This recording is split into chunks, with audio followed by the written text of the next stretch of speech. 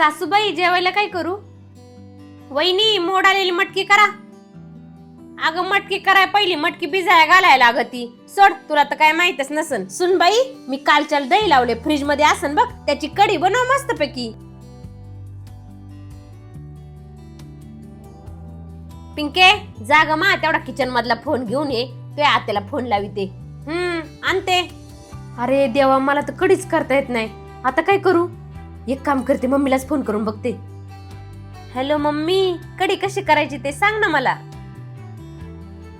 काय कर, सगळ्यात पहिले दही आणि बेसन घे. मम्मी, वहिनीला साधी कढी सुद्धा करता येत नाही. तिच्या आईला फोन करून विचारती कढी कशी करायची म्हणून. बघतोय सुनाला काय येतंय का तरी. पिंके, तू बस, मी बघते तिच्याकडं. सुनबाई, ए सुनबाई.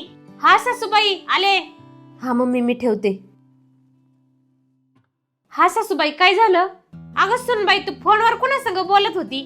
हा सांगा आता, मी काय खोटं बोलत होते का तवा?